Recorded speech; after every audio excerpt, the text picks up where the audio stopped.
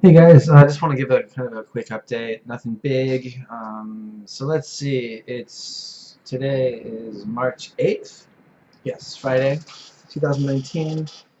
So it's the typical time of year when students start leaving because they're moving out of town, starting university, or graduating to different schools and whatnot. So I'm on that. That's like the initial phase where everyone's so busy wrapping up the end of the year, and then probably in the next week or so is when typically people start coming, taking trial lessons and calling and inquiring and signing up. So that's been the pattern for the past 11 years I've been in Japan. So we'll see. I'm losing about 7 students. That's unusually high, but I just kind of got hit with 2 families are leaving the prefecture. They're moving way far away, and both of those families had 2 students coming, so there's 4. One girl is going to Juku. She's going into junior high pretty soon. What else? What did we have? Well, I can't remember off the top of my head, but it's normal. That's what happens. Um, but things are pretty stable. I've had a few trial lessons, but nothing major. They're kind of just very different ages, and it's a bit hard to kind of line them up. And the university is school year starting in another couple of weeks, so that'll be a nice buffer to be running over there for 4 months is how long the first term is. That's kind of a nice deal because you're busy for 4 months, and then you have 2 months off, and then it's again busy 4 months and 2 months off. So you kind of get some respite between it all. Um, I am still very focused on going into software development. I've signed up for a course that started in January, towards the end of January, and that's proving really challenging. It's a very technical skill, as you might imagine, but it's also really creative and fun. And I feel like if I actually have like the deep down core knowledge, um, I can likely get hired for something that's a little more high end in terms of salary and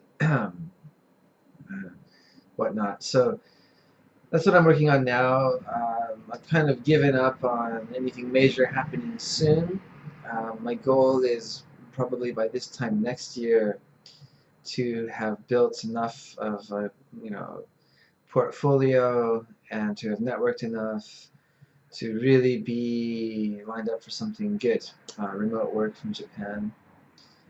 Or my friend and I are actually starting a project where we will be selling software products online in Japan, and he's got a lot of experience in that. So that's another something that's on the back burner and could potentially lead to um, a very nice salary, you could say, or income as an entrepreneur. So I'm open to either one of those, preferably both. Actually, I think it'd be great to have this school continue going and maybe set it up with the typical system where you can recruit from anywhere in the world as long and set them up here in town with an apartment and I don't know, eventually down the road potentially a car or I don't know, a computer or something, and just have passionate teachers who are kind of in that honeymoon phase with Japan, the first 2 or 3 years where they're just so stoked to be here and having a great time. That's good for the school, I think. My students like me because I actually do a good job. I've been doing this long enough. I can actually help kids improve, and students alike of all ages.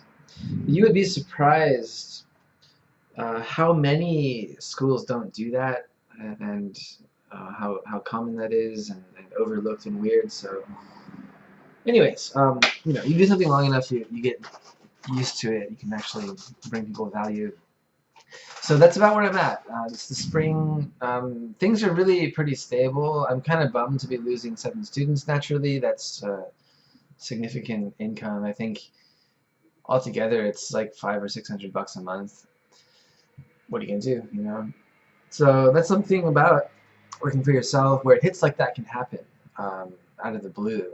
So as nice as it is when you're up, you know, the numbers are up and you're making more than someone who would be working as an employee in a similar position, that can go away very easily. So you have to be a lot more careful with your income when you're an entrepreneur. You have to structure it a lot more intelligently and be way more on top of having money put away for a rainy day. Things like taxes and expenses for the school can sneak up on you. So it's all well and good though. I think things are going pretty well considering this is year number 5. So I think my first video I posted was just a few months, like 3 or 4 months into year number 1. So it's good to see that things are, you know, cruising along and stable. That's always good. But there's nothing really more to add, you know. It's just kind of same in, same old. But I'm trying to make the use of my time so that I can look back in another 5 years and have some, you know, noticeable progress and improvement in lifestyle. As my kids get older, you know, I start thinking like, gosh, my son's already 8, and I can remember being 8 in 3rd grade, and he turned 8 really fast. Like it doesn't seem like 8 years. So I really want to be able to provide for them, you know, more options. Things like going to a good school, going back home to the U.S. to stay with my sister. All of these things require money, and I guess it's still like in a good position. I'm still not over the crest, so to speak. If I were starting my school now, I'd be a little bit kind of like stressed out because 5 years from now, my oldest will be in junior high. You know, so I'd theoretically be where I am now, but everyone's 5 years older. So I feel like the decision to start was made at a good time. Looking back, I really wish I would have started earlier. I would have started, I don't know, realistically speaking, maybe 2009 or 10.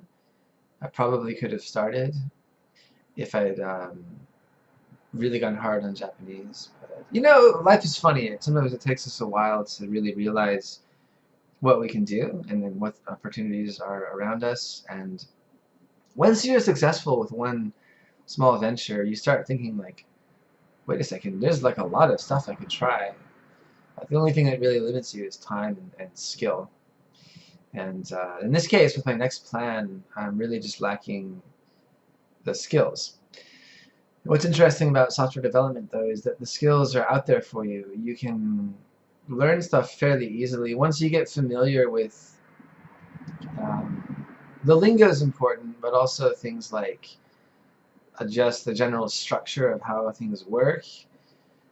There's all kinds of documentation out there and forums, and for the moment, for the next 3 months, I have a professional teacher who's just, I'm so happy he's as good as he is.